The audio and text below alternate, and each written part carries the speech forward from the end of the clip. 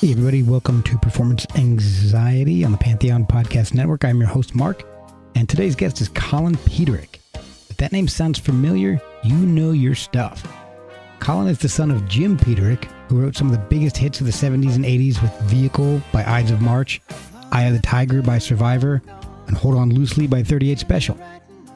Colin talks about growing up in the industry, and he even remembers being woken up at 6 a.m. by his dad while he was working out some of those hits on the piano. Colin's influences are wide-ranging.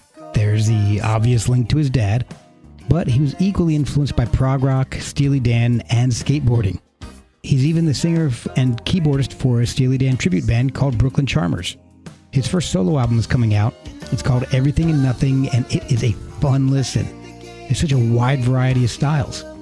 Colin discusses his studio process and if there might be a father-son duet in the future.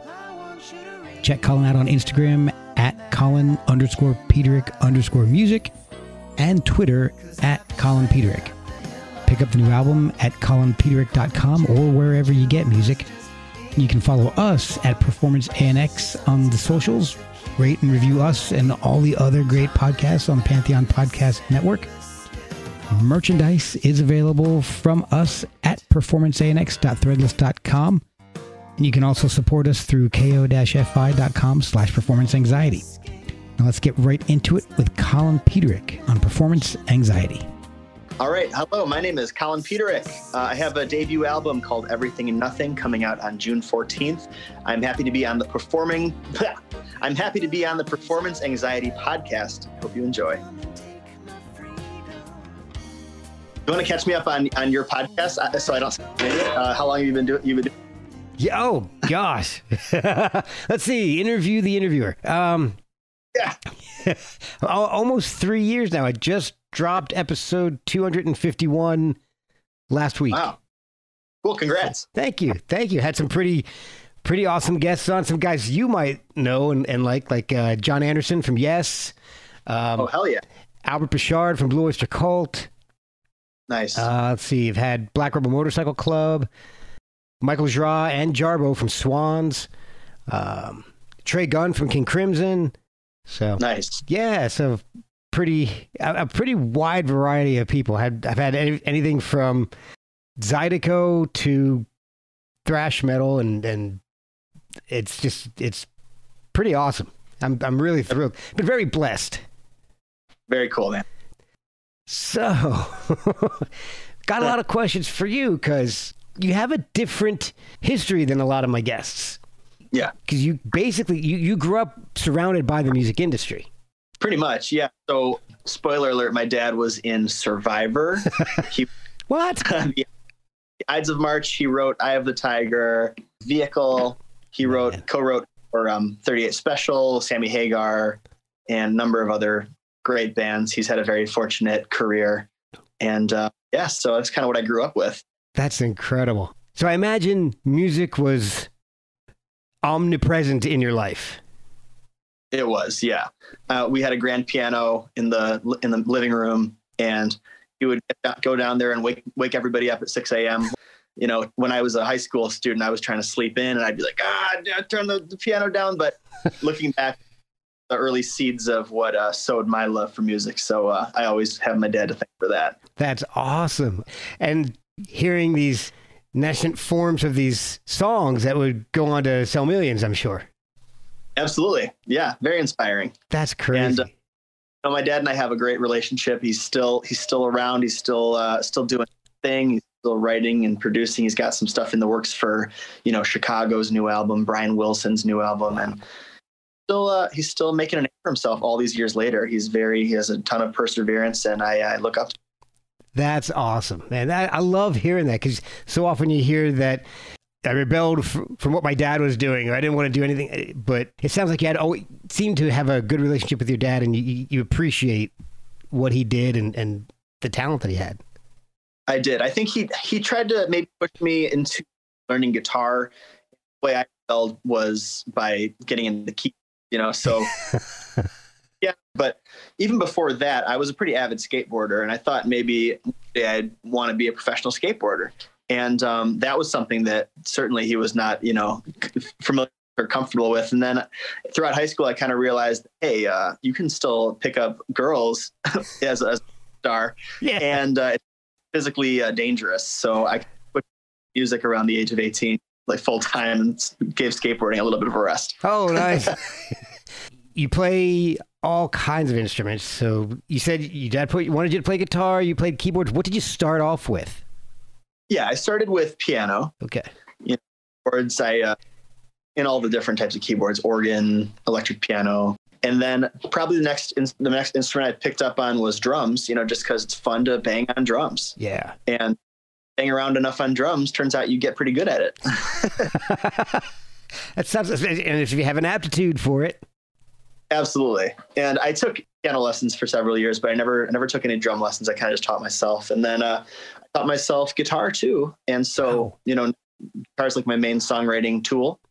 And I'll pick up the guitar and write a chorus and then bring it into Pro Tools and orchestrate the rest. And so, yeah, I'd say guitar, piano, drums, vocals. I like to arrange instruments like horns and strings. Like that's something I really love to do. And the production side of things, like I'm here in my studio right now.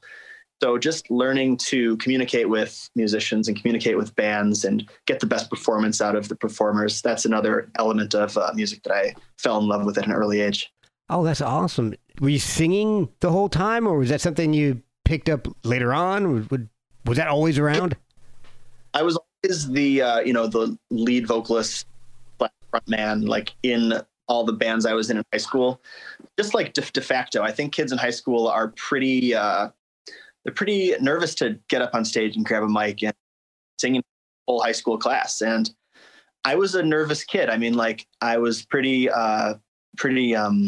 what do you call it? Introverted, but for some reason when I stepped on stage and had that microphone, it's like, hey, my voice is louder than everybody else's. And that's cool. So I can just be loud. And turns out that if you get up on stage and just be loud, and as long as you're even okay, a lot of people respect that because those people don't have the same courage to get up on stage and sing into a microphone.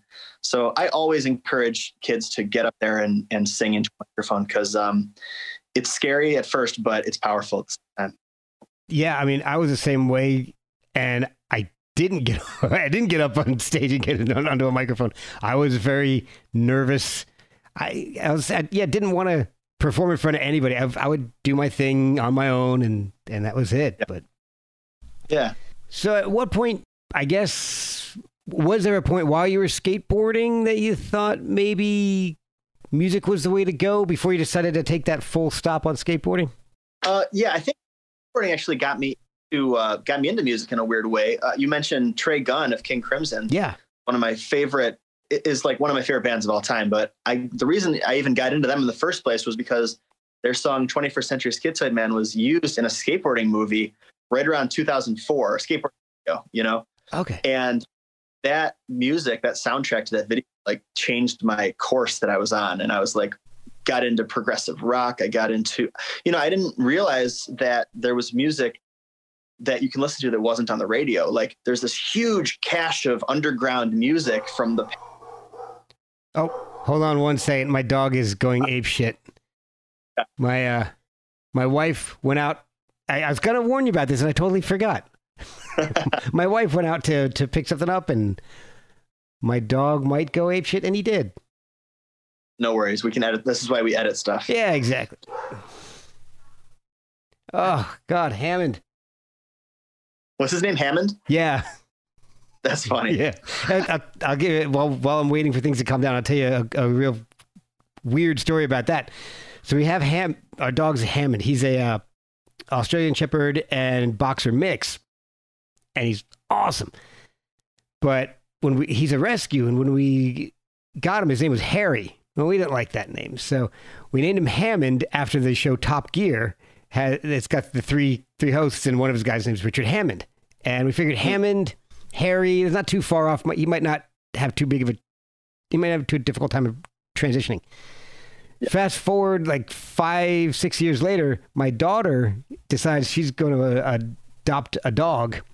Same kind of thing where he's a rescue, and he's a lab pit bull mix, and he's the sweetest guy on a sweetest little dog ever. Well, not little, he's like 65 pounds, but his name is Albert.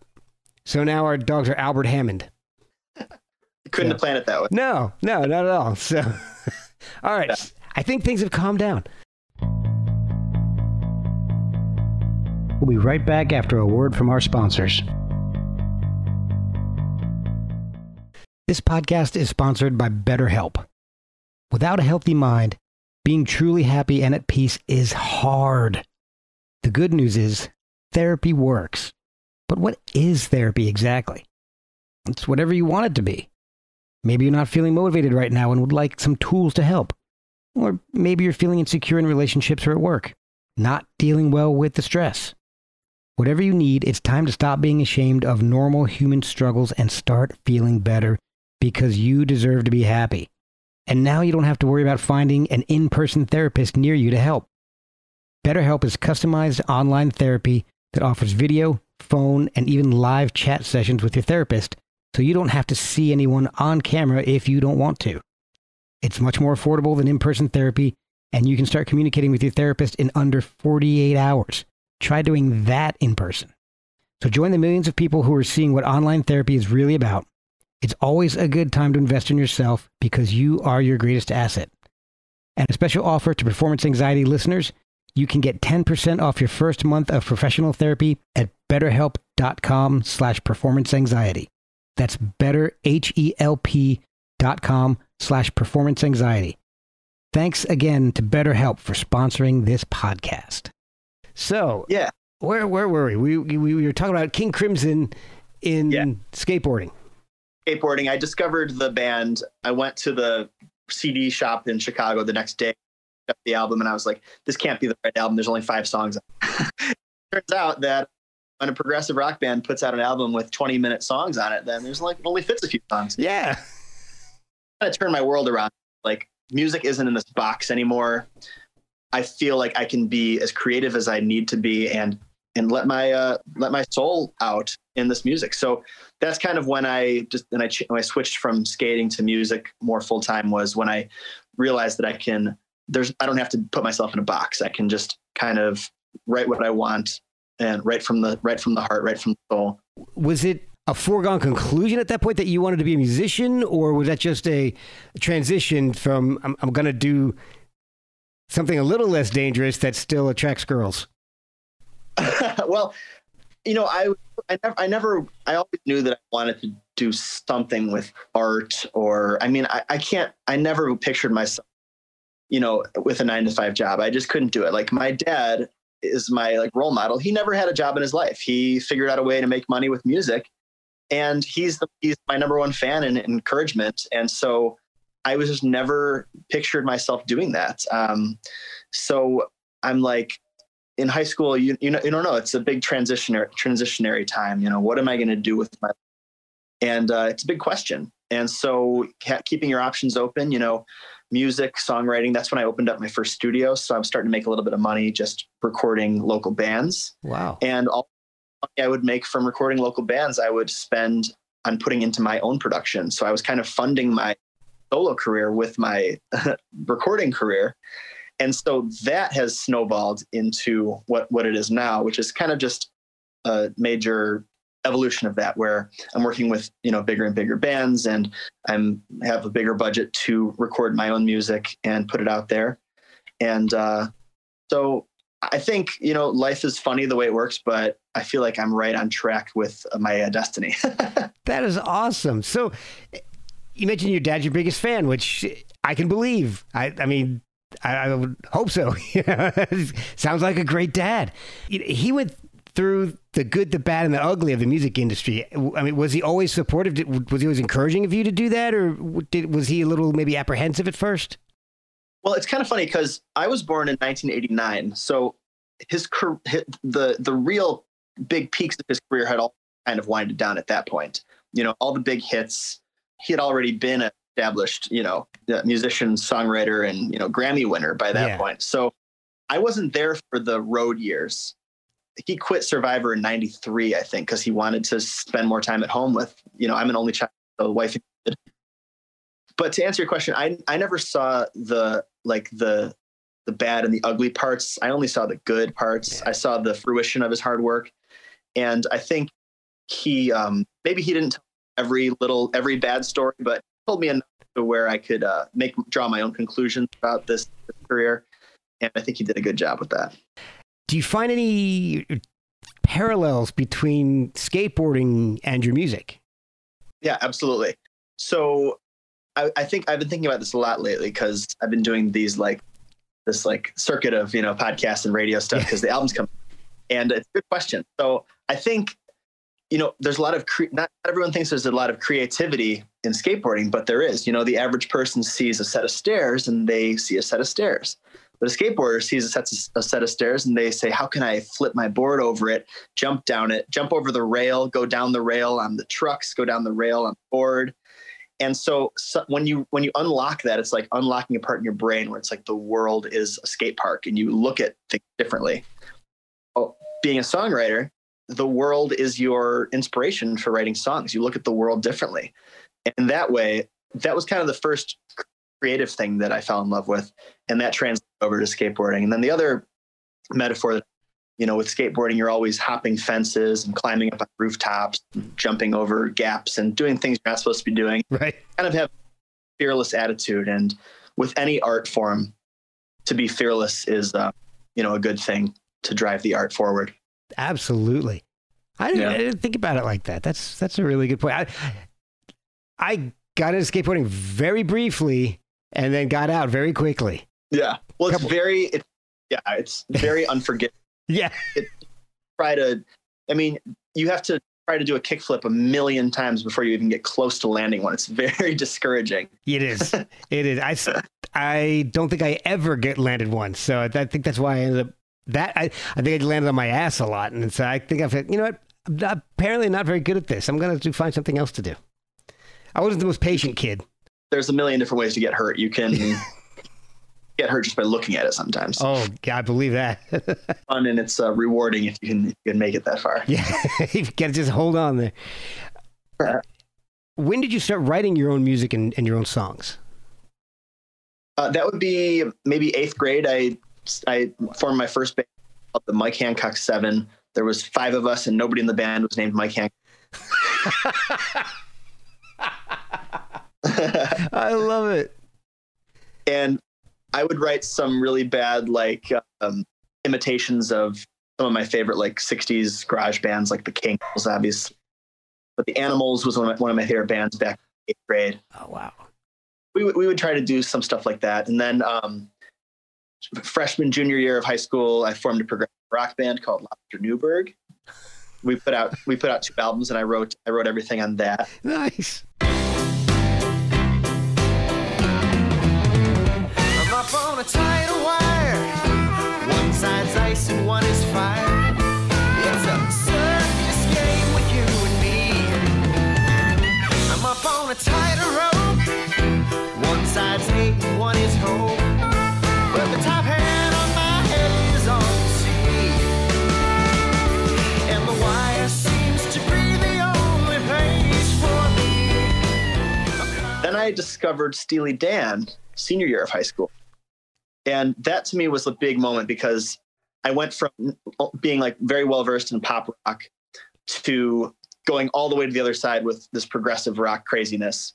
And then kind of Steely Dan ties it all together. They take the pop rock sensibilities with the other, the progressive elements, the jazz elements. You get all these complicated, kind of ties it all together into a format that still created hits on the radio. And so, my MO is hey, if Steely Dan can do it, then it's cool. That's the definition of cool for me. Yeah. So once I put that together, I had a new songwriting approach where I can be sophisticated still, but have a sensibility that, is marketable. That's really fascinating. And you're right. Steely Dan really does tie a lot of different elements together, different genres of music. So, and that, jumping ahead a little bit, that makes sense in listening to your album. That I can definitely feel, and how you worked all of that disparate influences, how you worked them all together on one album. Makes a lot of sense. So when did you actually start gigging? Well, we did with my prog band, Lobster Newberg, we did a tour. I know, it's a great name. It's a great name.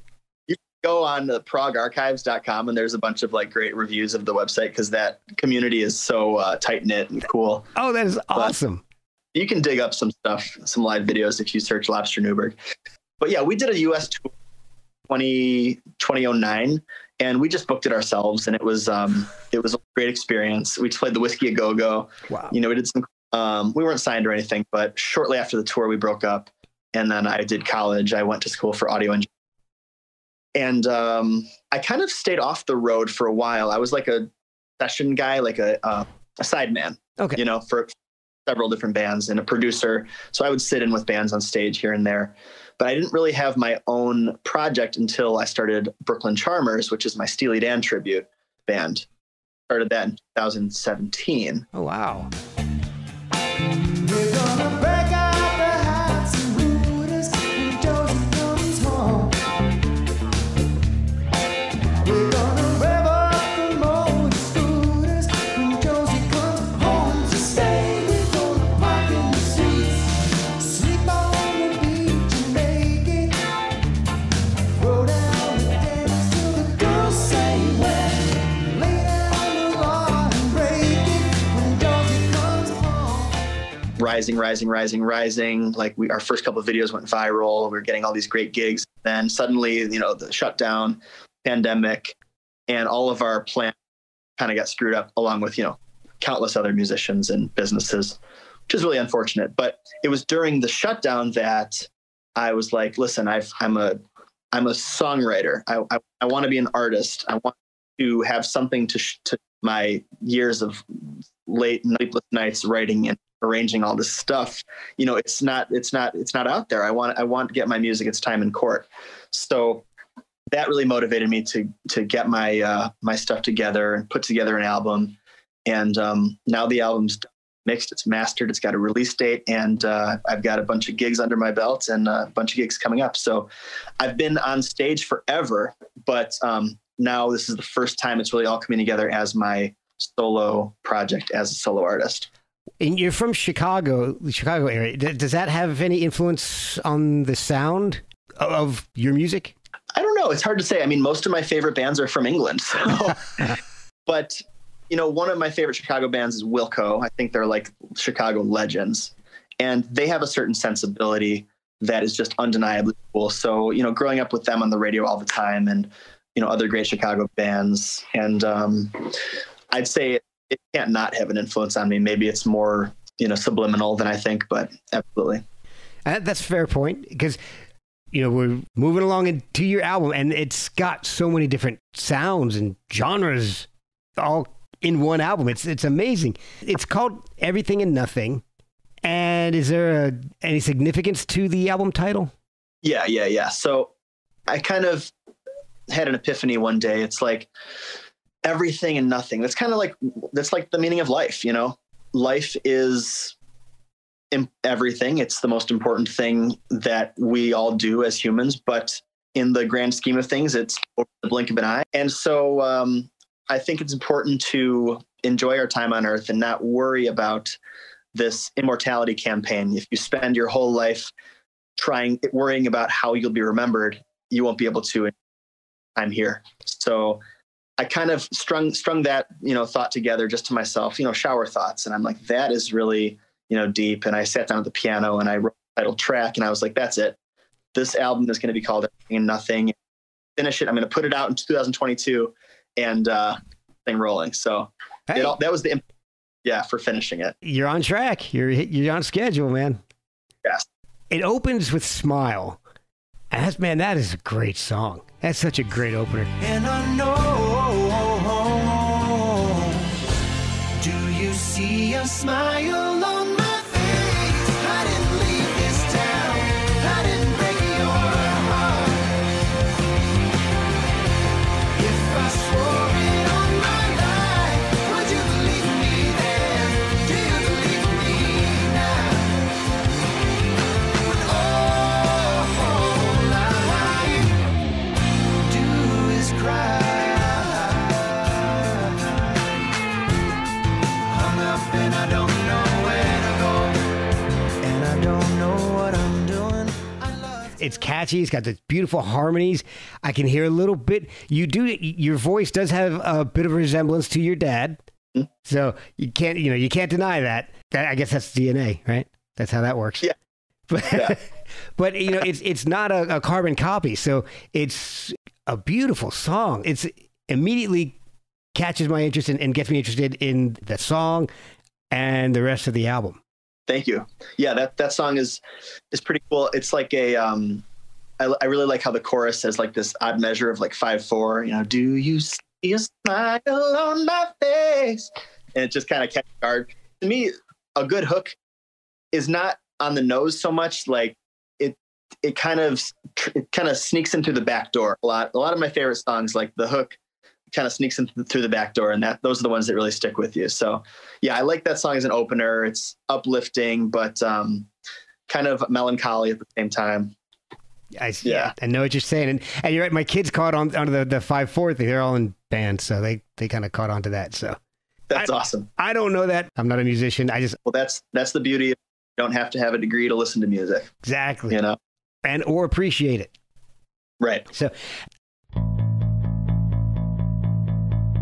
we'll be right back after a word from our sponsors.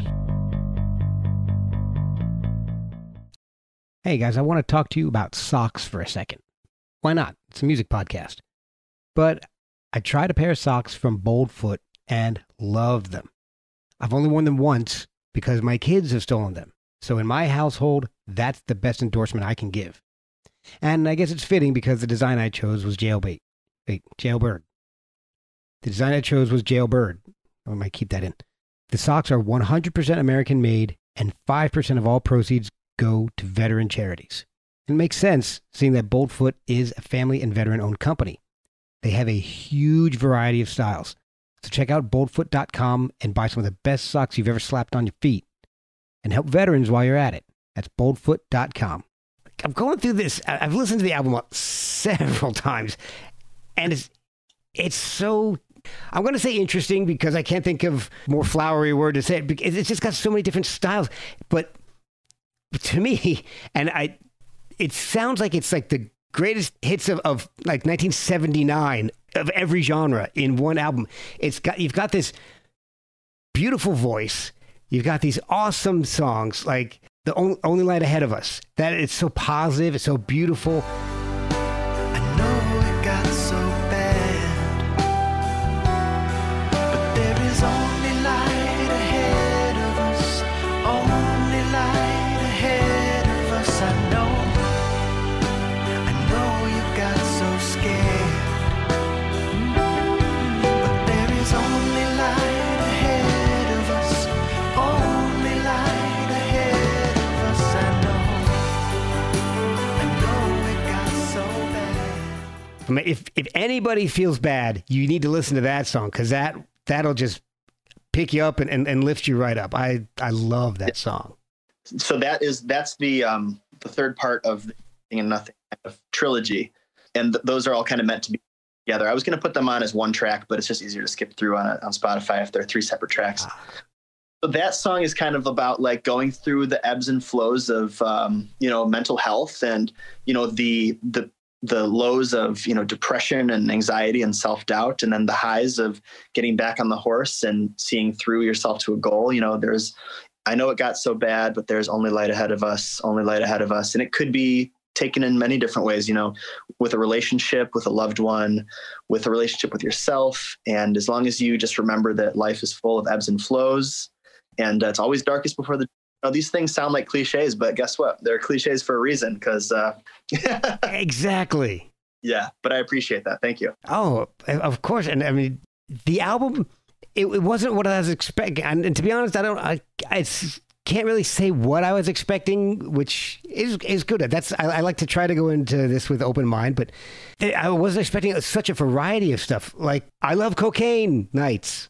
That is a great video. And the song is awesome. And that's so different from everything else in the album. It's got this amazing R&B sound to it. And the video just cracked me up. Thanks, man.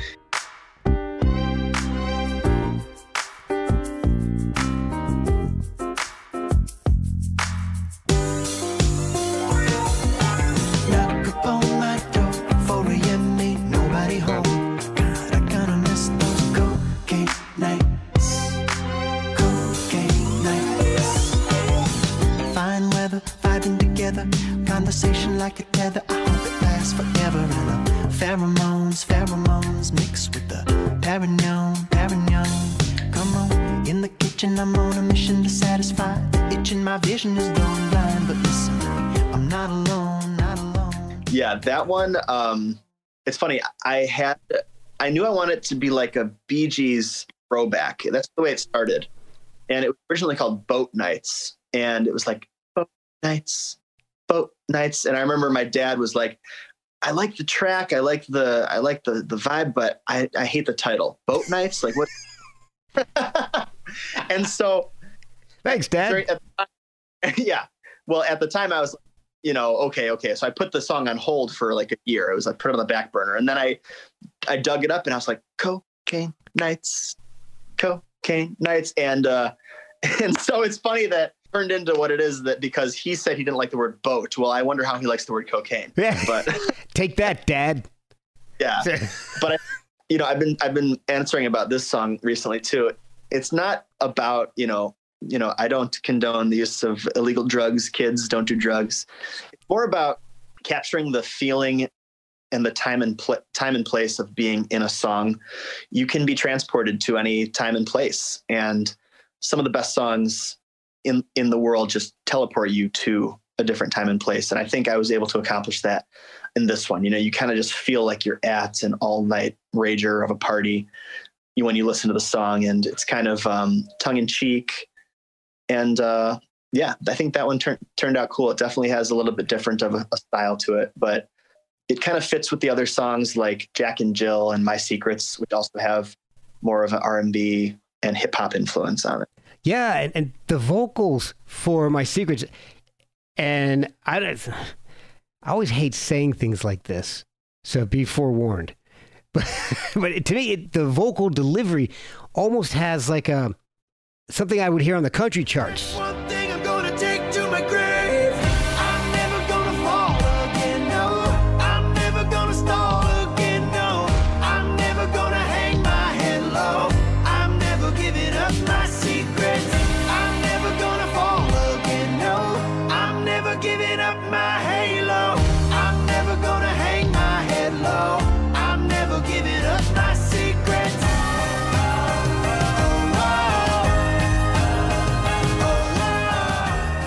So that's, and like my untrained ear, it's, and I don't listen to country. So the only country I've really listened to are the guests I've had on the podcast. So, but that's kind of the feeling that I get. I have got friends that listen to country. And so I'm just kind of picking up on what they're listening to. And maybe I could be completely off on that, but that's just the feeling I get. So take that for what it's worth. It's funny because hip hop now includes, or not hip hop, country nowadays includes hip hop influences. So the genres are starting to blend together so much where you can kind of draw any, conclusion you want from it. That's a good point. I think my favorite song on the album though is Bad Days. That song is just amazing. It's kind of like Al Jarreau jammed with Genesis and America wrote the harmonies. That's a good, that's a good description. The synth work, it's so Genesis. It's great. That's a pretty cool song. Yeah, that one almost cut because it's so different than everything else. But at the end of the day, I was like, listen, there's no label on this. This is an independent release. I'm just going to put it out there because I'm proud of it. And Craig Bauer, who mixed it, he's a Grammy winner who's done Lupe Fiasco and Ed Sheeran and Kanye West. Fiasco, yeah. That's his favorite track, too. Only so much to reveal, and there's so much left to feel. I'm stealing every last drop. I'm wasted now. I can see it, I can feel it. It's in my bones and in my blood. Far beyond the scope, outrageous. Had a bad day and won't come down. Hide behind the madness, fumble through the ashes. Baby, your pain is gone. The walls were mad. So I was like, there's got to be something. Yeah. And you can't. And it's not, it's not a single or anything, but it's an album cut. And I'm really proud of it. You can't cut the song produced by a Grammy winner. That's right. You can't do that. And I keep saying this because it's so true on your album, is that the stylistically, it's so diverse. But to me, the beautiful through line is the harmonies, your voice and the harmonies. Now, is that you doubling your voice in the studio, or are you harmonizing with anybody? How are you accomplishing this? Well, thank you. Yeah. So I'm pretty sure all the voices are me, except for the girls on Michiana. But yeah, so I love to do this amount double tracks and harmonies and stacking left and right and like coming up with harmony parts. It's one of the most fun things to do. If you've got a good melody and you've got a microphone and a studio at your disposal, you can just kind of play around with it until it sounds huge, you know? Yeah. So I love arranging background vocals and arranging harmonies and getting it to the point where you're singing the background vocal. A huge part of singing background vocals is monitoring. So you want to be able to, even though the background vocal ends up being a lot quieter in the finished mix, you want to sing it super loud so that you can hear every nuance of your voice, so that when you come time to turn it down, it blends perfectly. And so I think that's the trick of it. And if you were to do it in a group, in like a, old school, like Crosby, Stills, Nash and Young, you'd kind of all be standing around one microphone blending in real time. But with one person, you kind of get around that by singing each part at a time, monitoring it so that each part you sing is loud enough, and then kind of blending it later. But that's one of my favorite things to do in the studio, is coming up with background vocal parts, just stacking it, sound huge. Sounds like you have a lot of fun in the studio. A lot of fun. Yeah. You prefer studio to the live setting? They're two totally different animals. I mean, live is you get what you get. It is what it is. You lay on the stage, and the good, the bad, and the ugly. There's no such thing as a perfect live performance. That's kind of the whole point. Whereas a studio recording, it's like you want to make it as good as you possibly can. I mean, this is your stamp on an album. It's going to live on past us. These digital media, it lives on. So you want to be at your best, perform at your best. And if you get a mix back from a master and something's not right, it keeps you up at night. It really does. Oh, I bet. Yeah. But that being said, there's love. I prefer probably the studio because it's such an old environment. It gives you time.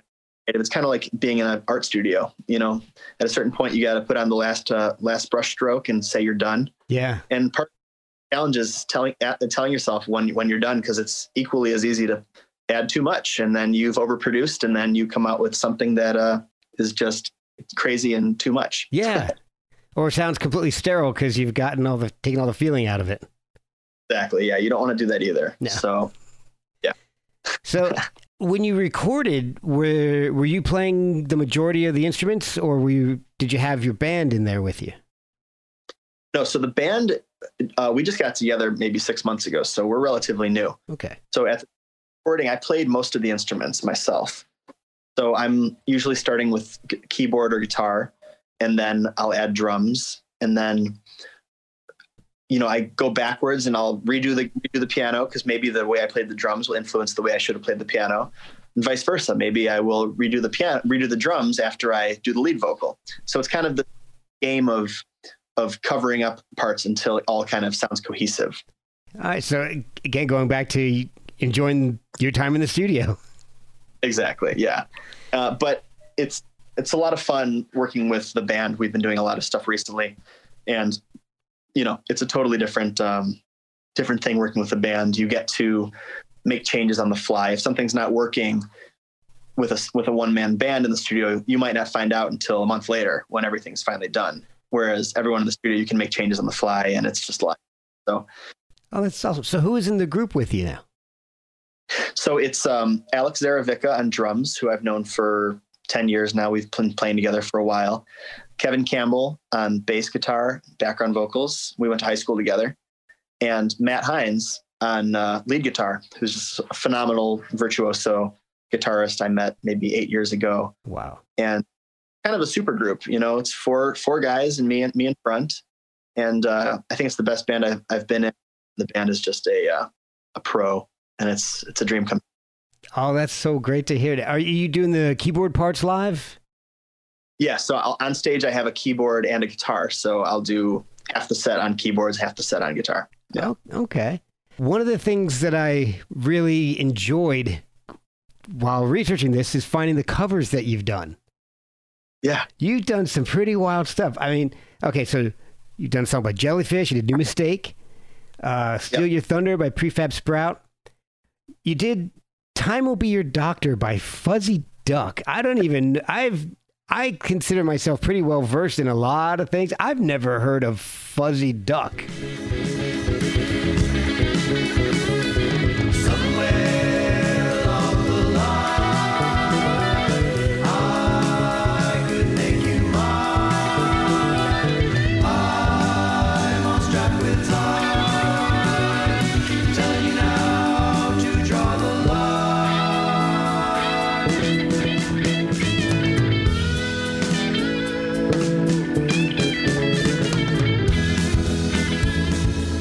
Fuzzy Duck, you should look into them. They did one album in 1972 and it flopped. But again, this goes back to the prog message boards. Like this stuff gets just handed around like, on the black market. And I was way into these obscure prog rock and underground bands. And that was one of my favorites from back in the day. So COVID happened and I was like, I'm going to cover a Fuzzy Duck song. And you look at the comments and it's like, whoa, I can't believe there's a Fuzzy Duck cover. Like, good job. That's the cracks me up. I love it. That's amazing. Because there's somebody sitting there every day searching YouTube for Fuzzy Duck. Right. And finally something pops up and like, holy shit, I found it. Get your Fuzzy Duck content out there. Yeah. I feel pretty safe saying you're the first and maybe last person to ever cover Fuzzy Duck. Well, hopefully not the last. I mean, I still believe there's a lot of great Fuzzy Duck fans out there. So come on, prog fans and bands, somebody else cover a Fuzzy Duck song. How many songs are on that album? I mean, if it's prog, is it one of those like In the Court of the Crimson King where there's 5 songs and they're all 20 minutes long? No, it's more prog related. It's not super prog. It's kind of jazzy meets garage rock. But I think there's 10 songs on it. It's a pretty good album though. You should check it out. I will definitely check it out. I definitely have to find that. But I think, honestly, out of all of them, my favorite is your cover of Lana Del Rey's West Coast. Thank you. That is badass, man. I like that.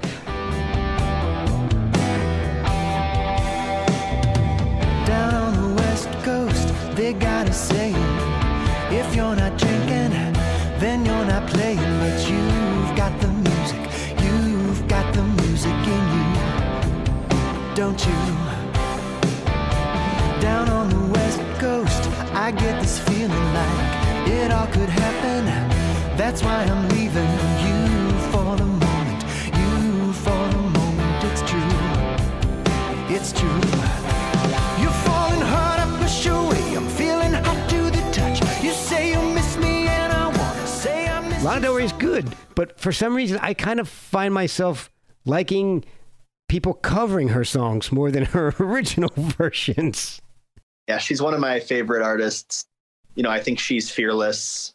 I think she does what she wants and doesn't give about anyone except her art. Yeah. And I have a true artist. Joni Mitchell is like that. There's, a ton of artists that I look up to, and she's one of them. And I wanted to kind of, reach maybe some of her fans and just pay tribute to her because, not everyone's heard of Fuzzy Duck, unfortunately. But a lot of people have heard of Lana Del Rey. But now maybe they'll have heard of both Lana Del Rey and Fuzzy Duck. You may be the reason Fuzzy Duck's album gets remastered and re-released with bonus tracks. Yeah. They'll go on a reunion tour. You never know. Exactly. Awesome. Perhaps you might even be able to get them to open for you. Or we would open for them. Let's be real. That's okay. You could do what a lot of bands have been doing lately and just do split headline. Yeah. You just switch one night, one headlines, one night the other. That would be cool. But I think people, Jellyfish reunion, people have been asking about that forever and ever and ever. Yeah, that's true. And I've got a question for you because I heard about this, but I don't know anything about it. But what is the Jam Lab? So the Jam Lab here right now, it's a very large recording studio in Brookfield, Illinois. It's a multi-purpose recording studio, venue, rehearsal space. You know, the Goo Goo Dolls were here a couple of years ago and they did like a 2-week rehearsal summer tour. We have separate recording rooms that are isolated, drums and vocals and guitars. We have a private venue for weddings and CD release parties. Wow. And videos. It's kind of like a purpose-built production house that doubles as a venue.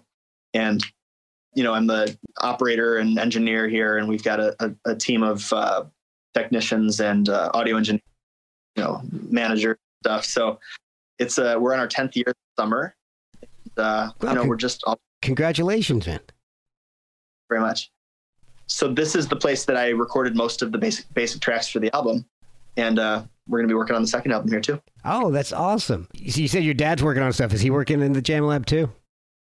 Well, we have an embarrassment of studios. So my dad has up at his house, so he can just walk from his bedroom over into the studio. But he does use this place a lot too. Like the Ides of March track, their latest album here, basic tracks for it. Nice. And we've been producing a ton of, you know, music videos and stuff for each other the past few years as well. So. Oh, that is awesome. Any chance the two of you are going to work together on a song, like a duet kind of thing? You know, we're talking about it. We kind of have a, you know, an interesting relationship. We're father and son. We love each other, but sometimes we like to keep the business things separated because he never wants to feel like he's pushing me into any direction, and I want to, you know, and vice versa. So I think it's not an impossibility, but it has to make sense. We have to come together on a song, a production, and make it happen, because a lot of people have been asking for that. And you know, I mean, look, that makes sense, because you know your dad is very well known, done some amazing things, and the last thing I'm sure you want to do is have anybody feel that you're, and I hate to say riding coattails. I think you know what I mean. You don't want to feel like you're trying to. God, I just put myself in an awkward position, didn't I? No, I know. You don't want. Yeah, you don't want to feel. You want to do it on your own. Right. Yeah, I think we're very you know, proud, him and I, and we both want to feel like we've made it on our own, and without being naive to the fact that he is a huge supporter and he's helping me out with my career, but that I can go out and make it on my own and play at these venues, do this album, and without his influence. But that being said, I know he wants to collaborate. I want to collaborate. We just gotta find something that we want to, you know, work on together. It's got to come together naturally, organically. You know what I mean? Oh yeah. Perhaps another Fuzzy Duck cover. Maybe Afternoon Out. Exactly. Or Country Boy.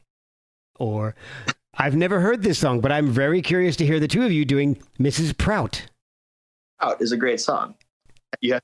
Some of the bass playing on that is amazing. Oh, I'm just looking at the titles right now. I definitely want to hear this stuff. But no, these underground bands that I was digging up, he hasn't even heard of. So that is great, man. When you can beat your dad, and he's been in the industry for so long, he's like, "Hey, check this out." Never heard of it, have you, Dad? Well, I introduced him to a lot of groups. You know, Jellyfish was one of the bands that I introduced him to, and he was blown away. But you know, he introduced me to all the good stuff. You know, the Beatles, the Everly Brothers, you know, Elvis, and all those oldies, 50s and 60s. That was kind of formed the foundation of my musical love. And it kind of sounds like it's informed your style, because your harmonies are very reminiscent of Beatles, Crosby, Stills and Nash, America, Loggins and Messina, Everly Brothers, you know, bands that just harmonize so beautifully together. I absolutely love the harmonies in the album. Are you still working with the Steely Dan cover band? Are you guys still going to be doing that? Yeah, absolutely. I don't know if this show is live or coming out, but we have 2 shows in Edwardsville, Illinois, on April 15th and 16th coming up. I will probably miss that one. It'll be a few weeks before this one comes out. So they were probably amazing shows. Yeah. So we have a whole tour schedule on our website, farmers.com. And, for the time being, I can be in 2 bands at once, and it's all good. There's a couple overlap group in each band, and there's, we're all friends. There's no hard feelings. And I think we just all wish each other success. Well, I do the same for you because I think this album is so great. Thank you. It's such a pleasure to listen to. And my kids liked it. I was playing it for them. My wife liked it. I was playing it for her while we were driving. Played it for my son when we were going to the urgent care this morning. So, oh no, better. Well, it was good because it wasn't Devin Townsend or something that was just like super heavy, which I listen to a lot. And he's more into 80s stuff. It's hilarious. His favorite band is Tears for Fears. So he was really digging it. So you have a hit on your hands in my family, at least. Well, that's all I care about. I'm glad you listened to the whole thing. Not a lot of you podcasters or, radio listen to 30 seconds of one song and it's bada bing, bada boom. Oh, I can't do that. How can I talk intelligently about your album if I don't listen to the whole thing? Well, it's a lost art, man. I really appreciate it. Oh, of course. Honestly, when I say it's the truth, it was my pleasure. Where can people get the album and how can they follow what you're doing, either live or? Absolutely. Well, the first album, Everything and Nothing, comes out on June 14th, streaming everywhere. It'll be available on vinyl and CD also from our website. Nice. Pre-orders are not yet, but we will let you know. And that would be just colinpeterik.com, COLINPETERIK.com. You can find me on Facebook, Instagram, YouTube, Twitter, Spotify, all the normal stuff. Go follow me. If you like what you hear, spread the word, spread the links, and share with your friends. And check out the website for all tour dates and all that good stuff. Yeah, and definitely check out the YouTube channel because that's where you've got a bunch of the covers. That's where Fuzzy Duck is. Yeah, there's a lot of cool stuff on YouTube that hasn't made it to Spotify. So yeah, there's some behind stuff on there as well. So check that out as well. And I gotta say, being a car nut, I do like your Lambo in the Cocaine Nights video. That was pretty sweet. That's my dad's, not mine. Man, wish my dad wrote a hit song. Or 100. Right. Thank you so much for spending so much time with me. I've kept you quite a while here. We're almost an hour, so I really do appreciate you spending so much time and going into so much detail with me about your process and all. It's been fascinating. Of course. Thank you so much. It was my pleasure. Baby, I'm crying. Tell me now, tell me once and forever, can you see who I am? Doctor, I'm dying. Tell me now, tell me once and forever, can you see who I am? Look at me now, tell me truth or tell me nothing, can you see who I am? Baby, I'm crying. Lonely now, thinking once in a while, I don't know who I am. Maybe I'm lying. Tell me now, tell me once and forever, do you know who I am?